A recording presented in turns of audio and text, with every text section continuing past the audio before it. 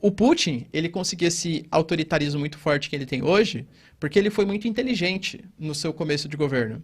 Ele pegou uma Rússia muito comprometida no final da Guerra Fria e começo da nova ordem mundial, com a liderança do Boris Yeltsin, que era um governo muito fraco, era um governo muito contestado, que declarou moratória, que perdeu para os chechenos, crise econômica.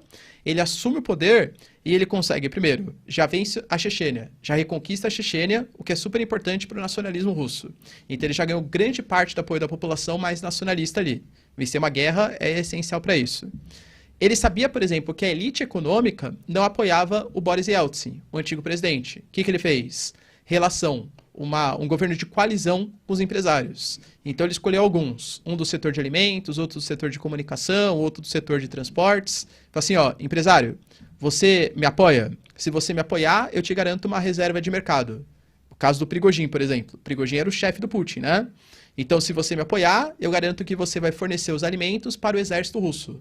Pô, isso é legal, porque o Putin ganha apoio da elite econômica do país, que, querendo ou não, controla a mídia, os investimentos, as propagandas, e é bom para o empresário porque vai ser amigo do chefe, né? Vai ser amigo do governo. Então, hoje, o Putin, ele tem apoio também da elite econômica do país, que chama de os oligarcas, né? É meio pejorativo, mas, enfim. São os empresários, né? Os empresários que apoiam o Putin. No parlamento, a maior parte da Duma, que é o parlamento russo, é tudo do partido também pró-Rússia. O Putin já indicou praticamente todos os juízes também da Suprema Corte da Rússia. Então, assim, os militares também, o Putin deu um baita plano de carreira para os caras. Aliás, todo governo autoritário faz isso, né? Financia militar porque sabe que vai ser importante no futuro os caras. A Venezuela fez isso, enfim, né? Então, o Putin, ele conseguiu montar uma estrutura de poder hoje que é muito difícil imaginar uma derrubada dele. Talvez assim, só se ele for muito humilhado na guerra da Ucrânia, sei lá, perdeu todos os territórios que invadiu, ainda foi lá, sei lá, a Ucrânia ataca Rostov, ataca posições em Belgorod, mas assim, é muito difícil imaginar o Putin fora do poder na Rússia. Ele foi estratégico, né? Ele foi um cara super inteligente. E querendo ou não, da população da Rússia, são pesquisas russas, né? Não sei até que ponto a credibilidade é tão 100% assim. Mas a popularidade dele está acima de 80% em grande parte das pesquisas. Geralmente, quem não gosta do Putin é a galera mais jovem, a galera mais progressista, né? Porque a Rússia tem umas situações um pouco complicadas com essa pauta LGBTQIA+, aí, enfim, né? Então, por conta dessas situações mais complicadas que ele tem, de não gostar dessa galera, enfim, proibir algumas situações, a galera mais jovem progressista não gosta dele. Mas os mais, assim, mais de 30, 40 anos, pô, esse cara vê o Putin como se fosse uma espécie de herói. Esse cara lembra o que foi a Rússia no governo Boris Yeltsin e vê o que é a Rússia agora no governo Putin, o cara fala, esse cara é presidente do meu país. Tu citou o termo humilhado, né? Só se ele for muito humilhado, mas para acontecer isso demora, né? E outra coisa, esses 20% que é a população mais jovem, né, mais progressista, também demora a multiplicação, né? Já é considerável, já tem um efeito, mas para inverter esse cenário é mais demorado, né? Em questão de tempo, muito mais, né? Sim, sim. Mas eu quero te dizer o seguinte, o resultado dele num conflito, para ele ter essa derrota, vai demorar um pouco, né? Você falou em algum vídeo seu que a demora da solução da guerra beneficia o russo, né? Beneficia o Putin. É por conta dessa estrutura também, por conta daquela parte que você já citou, né? Dele se preparar e montar novas linhas de defesa e tal, mas a eleição é ano que vem, né? 24, né? Então essa humilhação, esse vexame é improvável que aconteça, né? Tão rápido. Não vou falar impossível, porque, né, vai que acontece alguma coisa revolucionária aí no mundo. Mas já que é praticamente impossível em questão de um ano. Você viu que eu já me corrigi até, né? Eu falei improvável, né? Exato. Mas os principais líderes opositores também, os caras são perseguidos, não tem muito direito à voz, né? Então, se tinha algum tipo de chance de vitória da oposição, eu acho que ela nem teria em condições normais, e não teria mesmo porque os caras são perseguidos na Rússia, tá? Mas quando eu falo assim que a demora ajuda mais os russos, eu falo muito mais pela questão do cansaço dos países ocidentais em continuar ajudando a Ucrânia, né? Muito mais nessa questão financeira e política mesmo. Da população também, né? Você pega uma guerra que demora muito, vide aí o caso do Afeganistão, a população vai cansando de gastar recursos, enfim, numa guerra que não é exatamente dos Estados Unidos. Sim, sim. E o Prigozhin, cara? Tu citou o Wagner Grupo aí, né? O Grupo Wagner, que realmente é um opositor do Putin? Realmente estava se tornando um opositor do Putin? Eu acho que mais que opositor do Putin, ele era opositor às lideranças militares da Rússia. O Prigozhin, ele, por ter a confiança do Putin, né, talvez dos oligarcas, ele fosse o mais próximo, né, ele conseguiu liderar o principal grupo de mercenários da Rússia, que é o Grupo Wagner. E teve atuações ali na Síria, atuações na Ucrânia, atuações na África, né, numa série de países, enfim.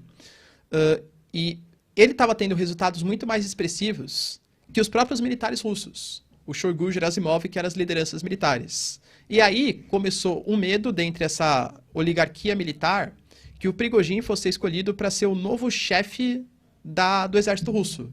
Nisso, o Shoigu e o Gerasimov, eles começaram a repassar menos verbas, dar uma boicotada no grupo Wagner, para ver se ele perdia. E não, o cara de fato conseguiu dominar Bakhmut. E aí, quando que começou essa maluquice aí, esse motim que ele fez? Ele alegou que o exército russo, as tropas russas, atacaram o grupo Wagner. E aí falou, bom, não tem mais condição. Além do boicote, além de não mandar mais munições, não mandar mais nada, ainda estão atacando a gente. Aí ele começou o motim, chegou ali, né, a chegar a poucas centenas de quilômetros de Moscou. Dizem que o Putin até tinha saído para São Petersburgo, mas o Prigozhin foi bem claro, olha, Putin, a minha briga não é com você. A minha briga é contra as lideranças militares. Só que o Putin, no mesmo dia, falou, não, tô junto com o Gerasimov e Shoigu. Ele falou, então, já que você tá junto, você é obrigado a fazer esse motim. Aí a história ficou meio estranha, né? Porque o Lukashenko, o presidente de Belarus, falou, não, ó, Prigozhin, calma, vem aqui e tal. Aí, de repente, o motim acabou, com uma ligação do Lukashenko. Aí ele foi pra Belarus, aí, bem estranha essa história, né? Aí ele ficou lá em Belarus, aí de repente o grupo Wagner também ficou lá, começou a realizar treinamentos. Aí, de repente, o Prigozhin gravou um vídeo em que supostamente ele estava na África já. Poxa, ele ainda é liderança do grupo Wagner, então o que exatamente aconteceu? E aí o caso da morte dele, né? Que o Putin fala que não tem nenhum tipo de relação, enfim, mas, né? De novo, não dá para acusar, mas a lógica dá a entender que, né, foi algum tipo de aliado do Putin, ou o Putin mesmo, Prigozhin, olha o que acontece quando você desafia o poder central da Rússia. Porque não seria uma coisa nova para a Rússia fazer isso, já fez em outros casos, né? Então, pela lógica dá a entender isso, mas vai que, né, foram os ucranianos, não dá para saber.